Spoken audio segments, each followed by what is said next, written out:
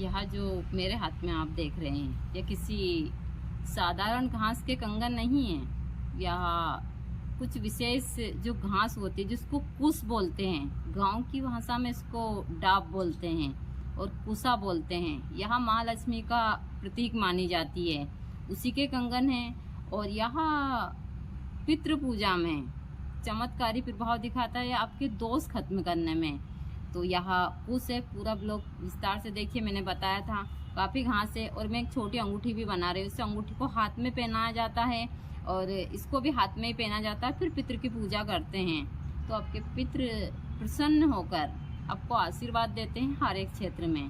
कहते हैं कि जो पितृ है यदि वह रुष्ट हो जाते हैं तो हमारी सारी चीज़ें बर्बाद कर देते हैं, क्योंकि जो हमारे पितृ होते हैं वह प्रत्यक्ष होते हैं। और पितृ जब आशीर्वाद दे देते हैं तो आपका घर धन धान्य और हर एक चीज़ से भर जाता है। तो हर साल आप पितृपक्ष में अपने पितृ की अपने घर के ऊपर ही या अपने गांव के तालाब नदी पर जरूर पूजा करवाइए। जितना हो सके आप भूखे लोगों को खाना खिलाइए। आपको कहीं जाने की आवश्यकता नहीं है, आप घर बैठे पितृ पूजा कर कर अपने पितृ को प्रसन्न कर कर अपने जीवन को सुखी बना सकते हैं। तो यह जो कंगन है मैं पितृ पूजा के लिए ही बना रही हूँ। अंगूठी काफ़ी मात्रा में घास है जिसकी मैं बना रही हूँ। तो पूरा ब्लॉग देखिए, देखने के बाद में आप भी अपने पितृ को प्रसन्न कर सकते हैं। अब मैं 3-4 दिन इन्हीं चीज़ों का ब्लॉग डालूंगी। जय माता दी सभी को, हर हर महादेव। आज जो मैं जानकारी आप लोगों को देने जा रही हूँ वह जानकारी है कुश की। यह मेरे पास में कुश के कंगन हैं। आपने हमेशा बहुत सारे लोगों के हाथों में पूजा करते हुए देखा होगा, तो वो कुश के ही कंगन बनते हैं। और कुश के कंगन पहनकर और अंगूठी पहनकर पितृ की पूजा करते हैं तो अच्छे फल की प्राप्ति होती है। दूसरा, रवि पुष्प में ली गई कुश धन प्राप्ति के लिए। और रवि पुष्प में जो कुश लेते हैं उसका कंगन बनाया जाता है, जिस प्रकार से मैंने बनाया। इस कंगन को फिर अभिमंत्रित किया जाता है और अभिमंत्रित कर कर फिर जिस भक्त को दिया जाता है, जिनको मुकदमेबाजी बहुत दिनों से चल रही है, जिनका कोर्ट केस चल रहा है, यदि वह कुछ दिन 2-3 पेशी के ऊपर इसको पहनकर चले जाते हैं तो माँ भगवती की कृपा से उनको जरूर उस केस में सफलता प्राप्त होती है। लेकिन अच्छे योग में लेना पड़ता है इनको, फिर इनको सिद्ध कर कर अभिमंत्रित कर कर ही इनको धारण करना चाहिए। दूसरा, मैं हमेशा बताती रहती हूँ कि इन चीज़ों की जानकारी होना बहुत ज़रूरी है। कुश की आसन, कुश के आसन पर बैठकर यदि आप साधनाएं करते हैं तो आपको चमत्कारी ढंग से सफलता प्राप्त होती है। जो आसन आपको बाजार में मिलती है वह सरखंडे की होती है। सरखंडा यानी कि हमारे तालाब में बहुत सारा, मैं किसी दिन आपको लोगों को दिखा दूंगी। वह एक चिकना सा पौधा होता है, उसका काफ़ी बड़ा हो जाता है, वो 6-7 फीट तक हो जाता है। हमारे तालाब में बहुत मात्रा में है, उसी की बनती है वो आसन, उसको कुश की आसन बोलते हैं। कुश की आसन आज की उसमें मिलना मुश्किल है। हाँ, जो साधक होता है वो खुद से ही बनाता है। हम खुद से बनाते हैं, जब हम वो अलग ही रखते हैं वो आसन। पहले इसकी रस्सी बुनी जाती है, इसको सुखाया जाता है, सूखने के बाद में इसकी हम रस्सी बुनते हैं और फिर रस्सी से आसन बनाते। ऐसे इसकी डायरेक्ट आसन नहीं बनती क्योंकि यह घास है, आप देख सकते हैं। और इसको अभी नहीं, अभी तो कच्ची है। यह घास नवंबर-दिसंबर में पकेगी। उसके बाद में इसको तोड़ हम काट कर लाएंगे, फिर इसको सुखाएंगे, फिर इसकी अच्छे से रस्सी बनाएंगे, फिर इसकी आसन बनती है और उस आसन पर साधना होती है। तो वहाँ आपको बहुत जल्दी सफलता प्राप्त हो जाती है साधना के क्षेत्र में। साधना में आसनों का बहुत महत्व होता है। मैं हमेशा बताती हूँ कि साधना में जैसे बताया जाता है कि सिंह की आसन, मृग की आसन, मुर्दे की आसन, ऐसी बहुत सारी आसन हैं जिसमें लोग बाग उसी को सौ साधना बोलते हैं। वह एक आसन है, लेकिन वह आसन ऐसे भी लग जाती है, ऐसा नहीं है। बहुत सारे लोग हैं जिन्होंने बहुत सारी चीज़ों का गलत मतलब निकाला है। सौ साधना का मतलब सिर्फ उस हिसाब से निकाला कि 100 पर बैठकर साधना करते हैं तो उसको सौ साधना बोलते हैं, नहीं।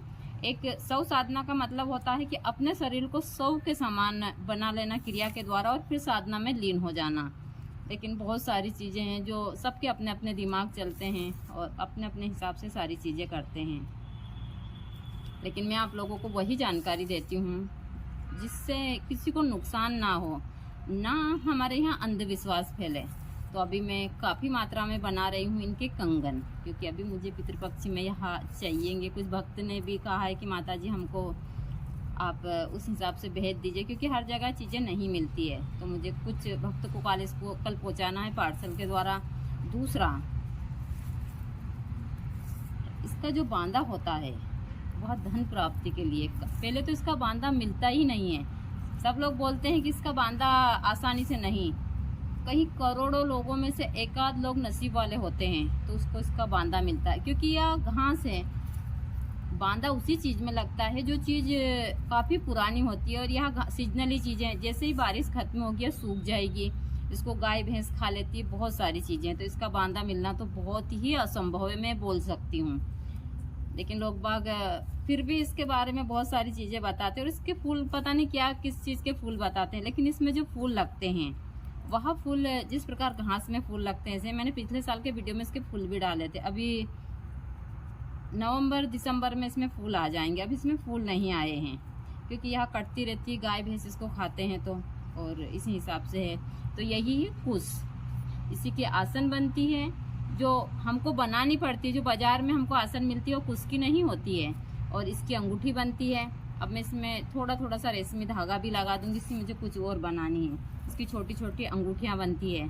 आप इसको रवि पुष्प में जड़ सहित लेकर और माँ लक्ष्मी के मंत्र से अभिमंत्रित कर धन प्राप्ति के लिए भी अपने धन के स्थान के ऊपर रख सकते हैं। यह काफ़ी चमत्कारी प्रभाव दिखाती है आपकी धन की समस्या में।